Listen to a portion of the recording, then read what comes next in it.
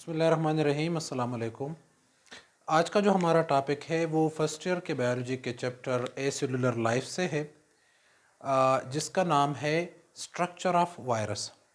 इससे पिछले दो लेक्चर हो चुके हैं, जिसमें हमने पढ़ा था वायरस की डिस्कवरी के बारे में, और दूसरा हमने लेक्चर दिया था क्लासिफिकेशन ऑफ वायरस के बारे में।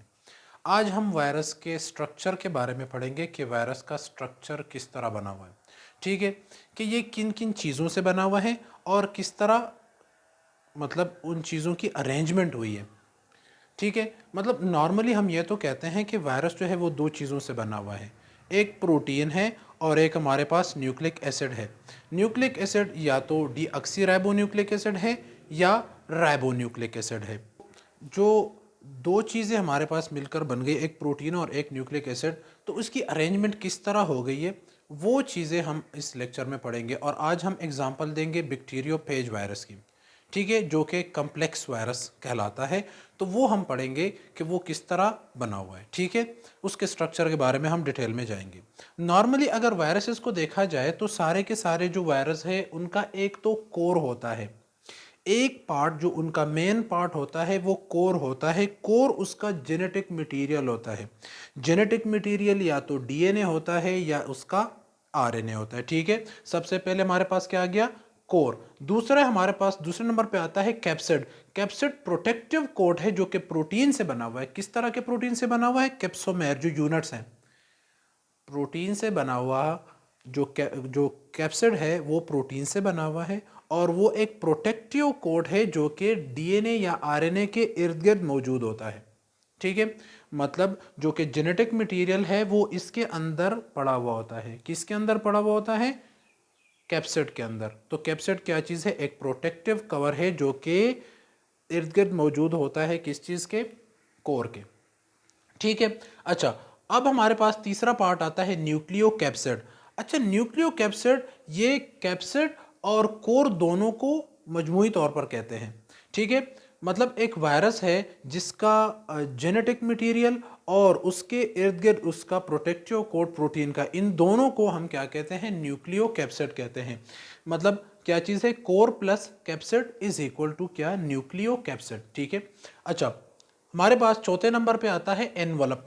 अच्छा, ये जो एनवलप है हमारे पास, कुछ वायरस होते हैं जो कि एनवलप्ड वायरस होते हैं और कुछ वायरस होते हैं जो कि हमारे पास नॉन एनवलप्ड होते हैं। तो ये कुछ वायरस है जो कि एनवलप्ड है। ठीक है, सारे के सारे वायरस जो है वो एनवलप्ड नहीं है। अब एनवलप है क्या चीज़, एनवलप जो है ये कुछ वायरस होते हैं जो कि एनवलप होते हैं।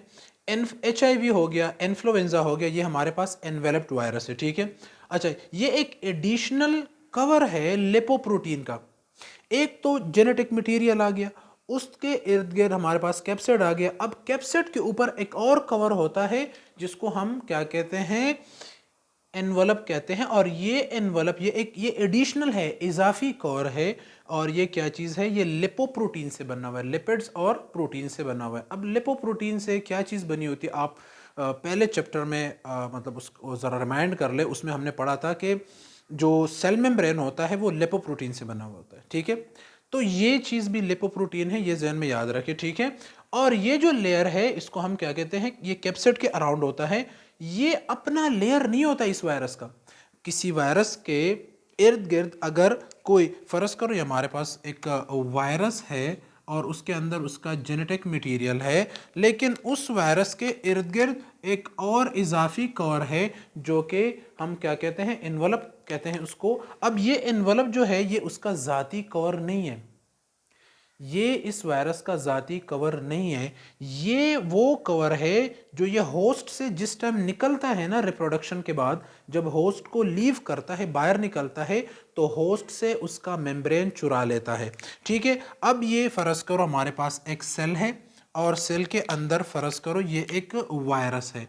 अब ये वायरस बाहर की तरफ जाता है तो ये सेल को साथ, ये सेल मेम्ब्रेन को साथ में जुदा करके ले जाता है। ये देखिए ये सेल मेम्ब्रेन को। ठीक है, अब ये जब बाहर आ जाएगा यूं, ठीक है, तो ये साथ में अपने उसकी मेम्ब्रेन को भी ले आएगा। अब ये जो कवर है ये हमारे पास क्या चीज़ है, ये इस वायरस का एनवलप है। ठीक है, तो ये देखिए एनवलप, ये few virus consist of envelope, HIV, influenza ये एडिशनल लिपोप्रोटीन का कवर है जो कि कैप्सिड के अराउंड होता है, derived from cell membrane of the host. ये होस्ट था ना, मेज़बान था, इसके अंदर ये था, मौजूद था, इसने रिप्लिकेशन कर ली, रिप्लिकेशन के बाद ये होस्ट से बाहर निकल रहा है। तो जब ये बाहर निकल रहा है तो होस्ट की मेम्ब्रेन को चुरा के साथ ले जाता है।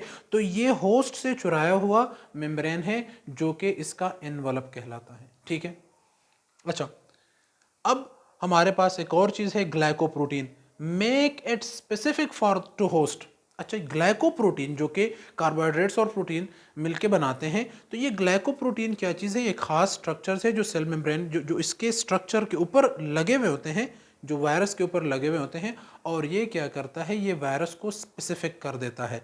ठीक है, होस्ट के लिए उसको स्पेसिफिक कर देता है। वो जो ग्लाइकोप्रोटीन होते हैं, ये ग्लाइकोप्रोटीन जो वायरस के ऊपर लगे हुए हैं, अगर ये ग्लाइकोप्रोटीन होस्ट के साथ मैच कर रहे हैं, फर्ज करो इधर एक हमारे पास ये वायरस पड़ा साथ पड़ा हुआ है और एक ये वायरस पड़ा हुआ है, दोनों के ऊपर ग्लाइकोप्रोटीन है, एक के ऊपर ग्लाइकोप्रोटीन ये आ गया, एक के ऊपर ग्लाइकोप्रोटीन इस तरह का आ गया।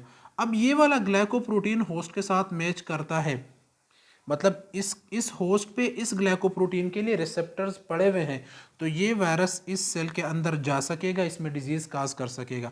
इस वायरस के ऊपर जो कि ग्लाइकोप्रोटीन लगा हुआ है, इस ग्लाइकोप्रोटीन के लिए इस होस्ट के ऊपर कोई भी रिसेप्टर नहीं है, तो ये वायरस इसके अंदर नहीं जा सकेगा। पिछले लेक्चर में हम पढ़ चुके हैं कि वायरस जो है वो स्पेसिफिक है, होस्ट के लिए स्पेसिफिक है। मतलब क्या कहते हैं हम इसको कि कुछ एनिमल वायरस होते हैं जो एनिमल में ही डिजीज़ काज करते हैं, वो प्लांट में डिजीज़ नहीं काज कर सकते। यही वजह है कि उसके जो ग्लाइकोप्रोटीन है वो स्पेसिफिक है होस्ट के लिए। ठीक है, तो ये बात जहन में याद रखिए। ठीक है, तो ये हमारे पास क्या चीज़ है? Enable virus for entry into the host cell. अच्छा, ये जो है ना, ये वायरस के साथ इसको अटैच कर देता है, मतलब वायरस को होस्ट के साथ अटैच कर देता है और फिर उसकी एंट्री पॉसिबल हो जाती है होस्ट के अंदर जाने के लिए। तो ये तो जनरली सब के सब जितने भी वायरस है सबका एक जनरल कॉन्सेप्ट हो गया कि सारे के सारे वायरस इस तरह बने हुए होते हैं। अब हम पढ़ेंगे कि जो कि बैक्टीरियोफेज वायरस है उसका स्ट्रक्चर कैसा है। ठीक है, बैक्टीरियोफेज वायरस के बारे में आप याद रखें कि ये 24 से लेकर 200 नैनोमीटर तक इसकी लेंथ हो सकती है, छोटे भी हैं बड़े भी हमारे पास होते हैं। तो जो छोटे हैं वो 24 नैनोमीटर और जो बड़े हैं वो 200 नैनोमीटर तक उसका डायमीटर जा सकता है। ठीक है, उसका डायमीटर, ठीक है, मतलब उसकी जो लेंथ है हम क्या कहते हैं कि उसकी क्या कहते हैं कि 24 से 200 तक नैनोमीटर तक उसकी डायमीटर होती है। अच्छा, बैक्टीरियोफेज वायरस का मतलब क्या है? बैक्टीरियो का मतलब है बैक्टीरिया, पेज का मतलब है ईटर। अब ये ऐसे वायरस है जो बैक्टीरिया में डिजीज काज करते हैं, इस वजह से इसको बैक्टीरियोफेज वायरस कहते हैं। Pages mean eater, bacteria mean bacteria, bacteria को ईट करने वाले वायरस। ठीक है, इसके नाम से भी जाहिर है। और ये कम्प्लेक्स वायरस है, इसके दो पार्ट्स होते हैं, हेड और टेल। अब स्ट्रक्चर के पास आते हैं और इधर ही आपको डिटेल समझा देता हूँ।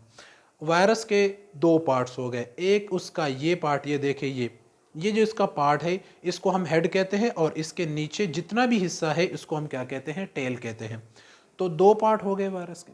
अच्छा, ये भी देखें कि इनका रेशो सेम होता है, अगर ये 100 नैनोमीटर का है तो ये भी 100 नैनोमीटर का है। देखें, अब जो इसका हेड है वो दो चीज़ों से बना हुआ है, न्यूक्लियोकैप्सिड।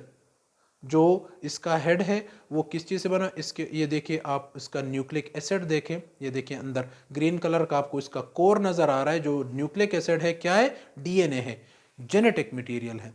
तो सबसे पहले हमने पढ़ा था कि वायरस के अंदर उसका कोर होता है। कोर क्या चीज़ है? जेनेटिक मटेरियल है। जेनेटिक मटेरियल इसके अंदर क्या चीज़ है? डीएनए पड़ा हुआ है। डीएनए के इर्द गिर्द आपको नज़र आ रहा है ये क्या चीज़ है? ये आपके कैप्सिड नज़र आ रहा है। ठीक है, तो कैप्सिड प्रोटीन का एक कवर है जो कि डीएनए या कोर को कवर कर देता है। ठीक है, ये आइकोसाहेड्रल है। ठीक है, ये देखें, ये इसका क्या चीज़ है? कवर है। अच्छा, कवर के बाद इसका जो हिस्सा आता है, जो टेल की तरफ हम जाते हैं तो इसका जो हिस्सा आता है वो कॉलर है। कॉलर के नीचे जो हमारे पास ये ब्लू कलर का नज़र आ रहा है, ये आपको शीत नज़र आ रही है। ठीक है, अच्छा, ये कॉलर जो है ये कॉलर है लेकिन कॉलर एक्सटेंड हुआ है। ठीक है, ये एक ट्यूब की तरह नीचे की तरफ आ रहा है। ये देखिए दरमियान में एक ट्यूब है और ट्यूब के इर्द गिर्द क्या चीज़ है? एक शीत है। शीत क्या चीज़ है? Flexible protective cover. और इसके अंदर हॉलो ट्यूब होता है, एक खाली ट्यूब है इसके अंदर और ये फ्लेक्सिबल है जो कि मतलब कंप्रेस हो सकता है इस तरह यूँ। मतलब इसके अंदर फ्लेक्सिबिलिटी है, और प्रोटेक्टिव कवर है जो कि इसके अंदर के हालो ट्यूब को कवर करता है, इसको प्रोटेक्ट करता है। ठीक है, उसके बाद हमारे पास ये वाला हिस्सा आता है, ये देखिए जिस तरह ये वाला, ठीक है, ये हमारे पास क्या चीज़ है, इसका इस हिस्से को हम कहते हैं बेस प्लेट। ये बेस प्लेट जो है इसके अंदर एंजाइम मौजूद है होते हैं जिसको हम लाइसोजाइम कहते हैं, और उस बेस प्लेट के ऊपर ये आपको नज़र आ रहा है जिसको हम टेल पिन्स कहते हैं, जो कि होस्ट के साथ उसको अटैच कर देता है। देखिए ये टेल फाइबर्स है हमारे पास, ये क्या चीज़ है, टेल फाइबर्स है। ये टेल फाइबर्स होस्ट के ऊपर अटैचमेंट के लिए काम आते हैं, मतलब ये होस्ट के ऊपर बैठता है तो अटैचमेंट के लिए अपने टेल फाइबर्स को यूज़ करता है। अच्छा, ये जो बेस प्लेट है इसके नीचे आपको रेड कलर के नज़र आ रहा है, ये क्या चीज़ है, टेल पिन्स है। जब ये होस्ट के ऊपर बैठ जाता है तो टेल पिन्स को उसके अंदर घुसा देता है, और टेल पिन्स में पोर्स होते हैं जिससे लाइसोजाइम निकलता है। वही लाइसोजाइम जाके होस्ट की मेम्ब्रेन के साथ टकरा जाता है और होस्ट की मेम्ब्रेन को जो है ना वो डाइजेस्ट कर देता है, ख़त्म कर देता है। तो इसको स्पेस मिल जाता है कि अपना जेनेटिक मटेरियल उस होस्ट के अंदर डाल सके।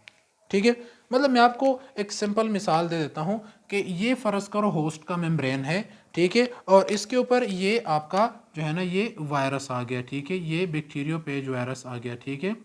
अब ये क्या करता है, ये इस टेल पेंस के ज़रिए इसके ऊपर अटैच हो जाता है और इसका जो जेनेटिक मटेरियल है वो इसके अंदर होता है, फिर ये कंप्रेस हो जाता है और जो हालो ट्यूब इसके अंदर होता है उसके थ्रू ये जेनेटिक मटेरियल इसके अंदर आ जाता है। पूरे का पूरा वायरस जो है वो अंदर नहीं आता बल्कि सिर्फ अपने जेनेटिक मटेरियल को अंदर भेज देता है। अब जेनेटिक मटेरियल जो है वो अंदर फिर रेप्लिकेट होगा, इसका लाइफ साइकिल होगा, तो वो हम अगले लेक्चर में जाके पढ़ेंगे।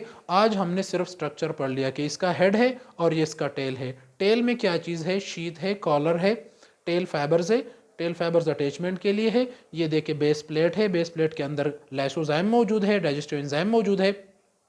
बेस प्लेट के ऊपर क्या लगा हुआ है, ये टेल फाइबर्स लगे हुए हैं जो होस्ट के साथ अटैचमेंट के काम आते हैं, और बेस प्लेट के नीचे पिंस बने हुए हैं जिसको हम टेल पिंस कहते हैं, जिसके थ्रू लाइसोजाइम होस्ट के मेम्ब्रेन में मतलब के अंदर चला जाता है और होस्ट के मेम्ब्रेन को डाइजेस्ट कर देता है, ख़त्म कर देता है। तो ये इसका आ गया टेल और ये उसका आ गया हेड। हेड में क्या चीज़ है, ये कैप्सिड है और कैप्सिड के अंदर इसका कोर मौजूद है। इनको हम कलेक्टिवली क्या कहते हैं, न्यूक्लियो कैप्सिड कहते हैं। ठीक है, तो ये हमारे पास जो है हमने वायरस के स्ट्रक्चर में आप लोगों को बता दिया, और फिर मैंने एग्जांपल दिया किस वायरस का, ये बैक्टीरियोफेज वायरस है, तो इसका मैंने आपको एग्जांपल दिया। आगे जाके हम बैक्टीरियोफेज वायरस के लाइफ साइकिल के बारे में पढ़ेंगे नेक्स्ट लेक्चर में। आज का हमारा टॉपिक यहीं पर ख़त्म होता है। थैंक यू, अल्लाह हाफिज़।